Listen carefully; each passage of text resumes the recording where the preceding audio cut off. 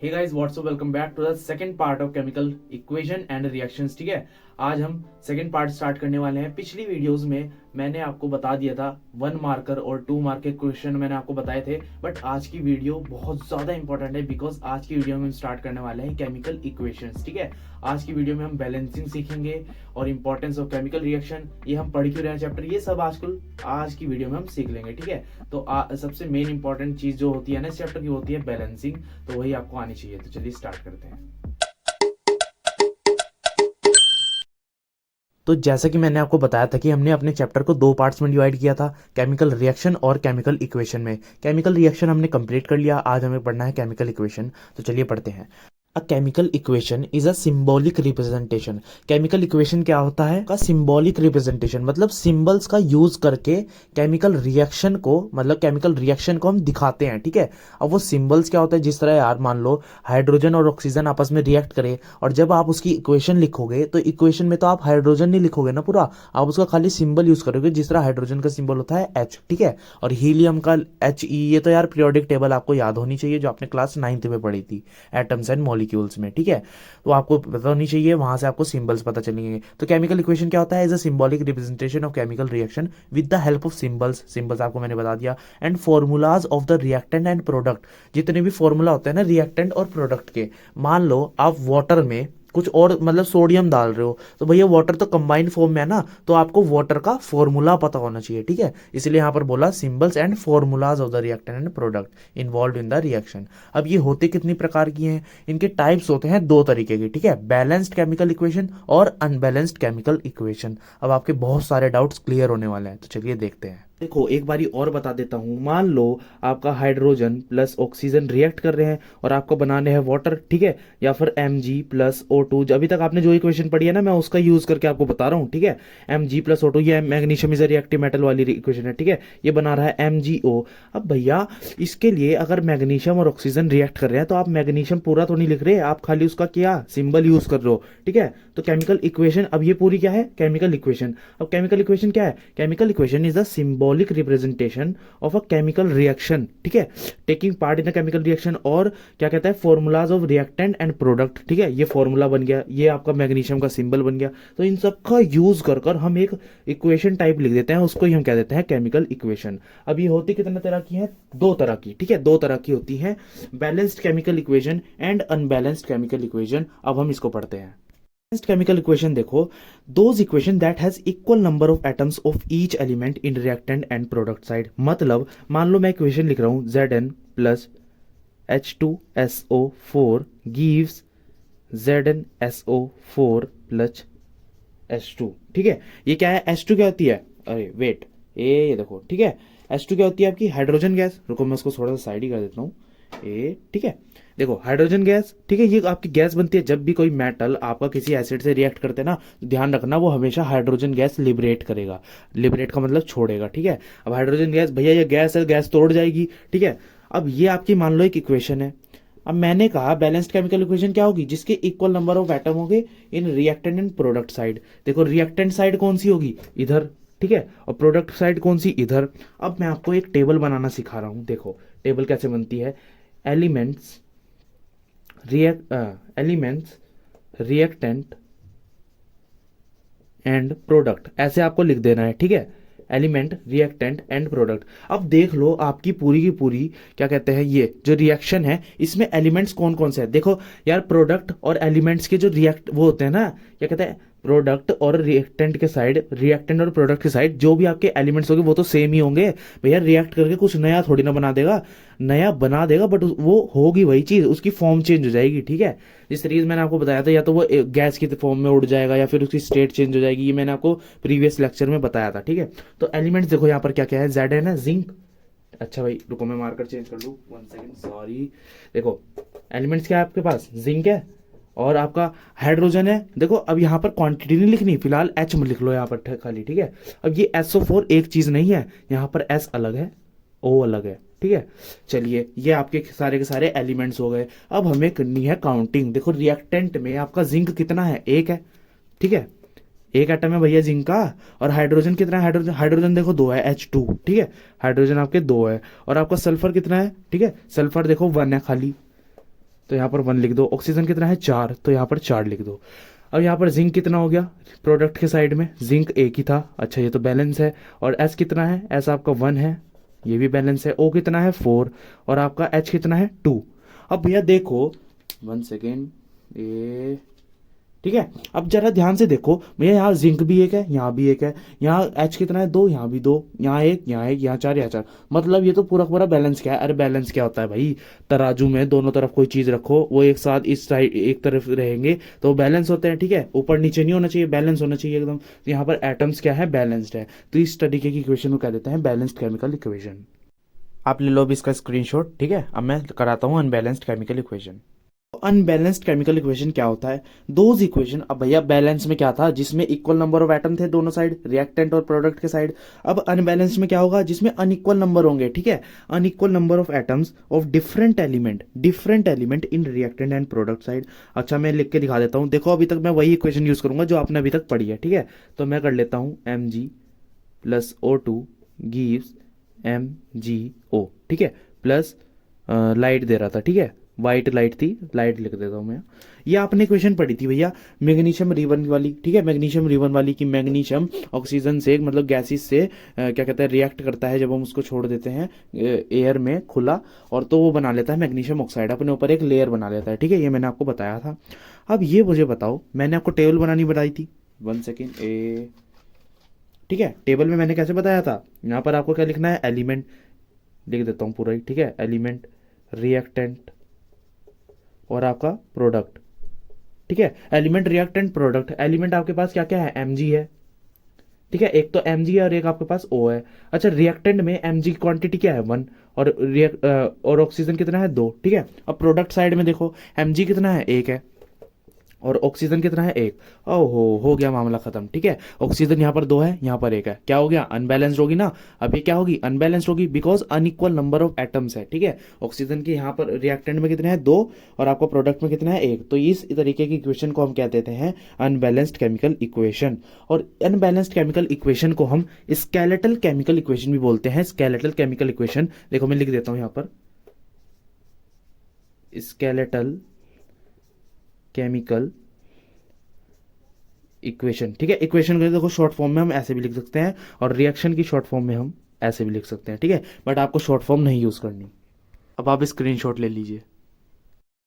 अब ना ये क्वेश्चन बड़ा ही इंपॉर्टेंट है और समझने वाली बात भी है इस क्वेश्चन में, why there is a need to balance unbalanced chemical equation.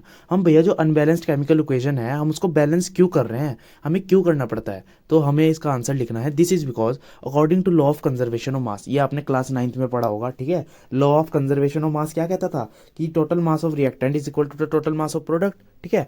Because mass can neither be created nor be destroyed. अच्छा मुझे एक चीज बताओ, आपने लकड़ी ली उसको जला दिया, ठीक है। जलाने के बाद आपके कुछ ऐश उड़ गए और वहां पर कोयला वगैरह बचा, क्या उसका मास कंजर्व होगा। अगर आप कोयला तोलोगे तो भैया ऑब्वियस सी बात है कि मास उसका कम हो जाएगा, ठीक है। बट अगर आप उसकी हर एक इम्प्योरिटी जितनी भी हवा में उड़ गई डस्ट वगैरह उसको एक साथ लाकर तोलते हो तो मास आपका हमेशा कंजर्व रहता है, ठीक है। That is why the answer is this.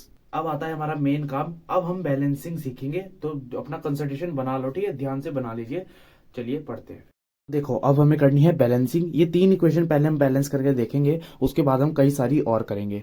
ये टेबल्स मैंने पहले से बना लिया है तो कंफ्यूज मत होना, ठीक है। अच्छा ये टेबल बनाना जरूरी नहीं होता, ये मैंने इसलिए बनानी सिखा दी ताकि आपकी गलती ना हो। बाकी आप बैलेंसिंग की प्रैक्टिस कीजिए, बाद में तो आप इतने एक्सपर्ट हो जाओगे, आप देखते ही बता दोगे, ठीक है, क्या लगेगा क्या नहीं।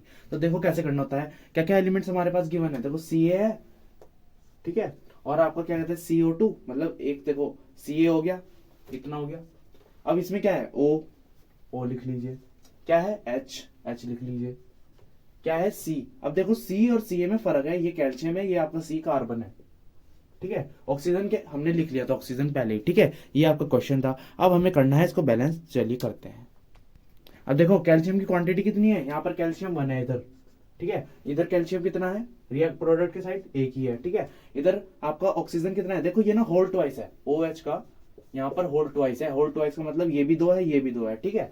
चलिए इस तरह होल स्क्वायर कर देते ना, यहाँ पर होल ट्वाइस कर दिया, तो O कितना है 2, और 2 यहाँ पर भी है, ठीक है। इसको भी प्लस कर दो, 2 और 2 4, ठीक है। चलिए अब आपका कार्बन कितना है, कार्बन 1 है, और आपका हाइड्रोजन कितना है 2। ठीक है, ये आपने क्वांटिटी लिख ली। अब उधर भी लिख ली, रुको मैं मार्कर चेंज कर दूं पहले। अब आता है हम अपने प्रोडक्ट की साइड। देखो यहाँ पर कैल्शियम कितना है 1 है, और आपका कार्बन कितना है, यहाँ पर कार्बन भी 1 ही है। ऑक्सीजन कितना है 3 ये रहा, 1 ये रहा, मतलब 4। ठीक है, और आपका हाइड्रोजन कितना है 2। अरे बाप रे, ये तो अपनी बैलेंस पहले से ही है। ठीक है, बैलेंस तो ये पहले से ही है। देखो सारी सारी एटम्स जो है आपके, वो बैलेंस ही नहीं है। कैल्शियम इधर भी 1 है, इधर भी 1 है, ऑक्सीजन इधर भी 4 है, उधर भी 4 है। तो इस तरीके आपको बैलेंस इक्वेशन भी दे सकते हैं, और आपको कह देंगे इसे बैलेंस करो। ठीक है, बैलेंस इक्वेशन दे के ही कहते हैं बैलेंस इक्वेशन करो। ठीक है, इस तरीके से आप चेक करते हो। अब हम देख लेते हैं अपनी सेकेंड इक्वेशन। देखो जिंक कितना है, देखो यहाँ पर पहले हम लिख लेते हैं। हमें एक जिंक गिवन है, Ag गिवन है, Ag। ठीक है, N गिवन है, O गिवन है। ठीक है, ये 4 आपको एलिमेंट्स गिवन है। अब हमें इसे बैलेंस करना है, तो चलिए करते हैं। जिंक इधर किधर है भाई, आपका रिएक्टेंट के साइड जिंक किधर है 1 है। ठीक है, और आपका Ag कितना है 1 है, N कितना है 1, O कितना है 3। ठीक है, ये हो गया आपका। अब आप अपने प्रोडक्ट की साइड देखते हैं। जिंक कितना है 1, N कितना है, अब ये देखो जरा होल ट्वाइस है। ठीक है, N कितना है होल ट्वाइस, मतलब ये N2 है। कहाँ गया, N2 है। और आपका ऑक्सीजन कितना हो गया 3 2 जा 6, ये ना मल्टीप्लाई होता है यहाँ पर। ठीक है, जिस तरह O3 ऐसे कर दूं ना मैं, तो 3 × 2 होगा ये। ठीक है, चलो 3 2 जा 6, मतलब 6 ऑक्सीजन है। अब आपका Ag कितना है 1। अब जरा देखो, ये है भैया अब अनबैलेंस्ड केमिकल इक्वेशन। देखो N कितना है 2, उधर 2 है प्रोडक्ट की साइड, रिएक्टेंट की साइड 1 है। यहाँ पर ऑक्सीजन कितना है 3 और 6। अब हमें इसे करना है बैलेंस्ड। इसके लिए एक मेथड आता है, हिट एंड ट्रायल मेथड। इसका मैं स्क्रीनशॉट ना बाद में लगा दूंगा। ठीक है, वो स्लाइड बाद में आ जाएगी। पहले मैं आपको यहाँ पर वो मेथड भी समझा रहा हूँ। ठीक है, हिट एंड ट्रायल मेथड है उस मेथड का नाम। सबसे पहले आप सबसे बड़ा ऐसे देख लो, सबसे बड़ा फॉर्मूला देख लो, और उसमें आप उसको बैलेंस कर, उसके एलिमेंट्स आप सबसे पहले बैलेंस करो। देखो Ag कितना है, Ag 1 1 बैलेंस है। ठीक है, उधर रिएक्टेंट और प्रोडक्ट की साइड 1 1 है। ठीक है, अब आपका N कितना है, N इधर 1 है, इधर 2 है, तो आप इसको बैलेंस करो। इधर कम है ना, तो इधर 2 लगा दो। ठीक है, मैंने 2 लगा दिया इधर। अब इससे 2 लगाने से क्या हुआ, आपका Ag तो 2 ही हो गया, उससे कोई दिक्कत वाली बात नहीं है। N कितना हो गया, ये भी 2 हो गया, तो मतलब N कितना हो गया 2। ठीक है, Ag कितना हो गया इधर 2। अच्छा, अब जो आपको ऑक्सीजन था वो कितनी होगी 3 2 जा 6। ठीक है, 3 2 जा, अब देखो 2 क्या है, 2 ना इन सब के लिए, इन सब सारे एलिमेंट्स के लिए, तो 2 3 जा 6। तो ऑक्सीजन कितनी होगी आपकी 6, तो यहाँ पर लिख लीजिए ऑक्सीजन होगी 6। अब देखो oxygen balance, N balance, Ag नहीं बैलेंस, जिंक तो आपका बैलेंस ही था। तो Ag में अगर मैं आपका प्रोडक्ट के साइड यहाँ पर 2 लगा दूं, अब बैलेंस नहीं है। ठीक है, अब इधर कितना हो गया 2। ठीक है, इस तरीके से आपको बैलेंस करना है। सबसे पहले ना सबसे बड़ा वाला फॉर्मूला निकाल दो, जो आपको सबसे बड़ा दिख रहा हो। ठीक है, या इधर ले लो या उधर ले लो, वो आपकी मर्जी। ठीक है, वो आपकी मर्जी हो। इधर कितने थे भाई आपके Ag, इधर 2 थे, 2 नहीं थे, मतलब 1 था, मैंने बैलेंस करके 2 कर दिया। ठीक है, इधर 2, तो इधर भी 2 करना पड़ा। जिंक कितना 1 1, देखो N कितना, ये 3 हो गया और 2 यहाँ से, तो N कितना हो गया 2, N के होल ट्वाइस था, ये भी 2 हो गया। वो कितना 3 2 6, ये भी 6। तो इस तरीके से आपकी बैलेंस होगी। देखो यहाँ पर 2 लगा और यहाँ पर 2 लगा। अब हम करते हैं अपनी तीसरी।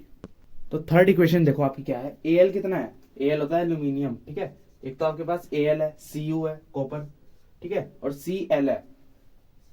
ये ना सिंबल याद कर लो, अगर सिंबल याद नहीं आया तो तुम्हारा खेल वहीं खत्म। ठीक है, पीरियोडिक टेबल पहले याद करो, वो हाइड्रोजन हीलियम लिथियम बेरिलियम ये वाली। ठीक है, एल्यूमिनियम रिएक्टेंट के साइड कितना है 1, Cu कितना है रिएक्टेंट के साइड 1, Cl कितना है 2। ठीक है, ये 2 दिख रहा है ना, एक मॉलिक्यूल है ये Cl का।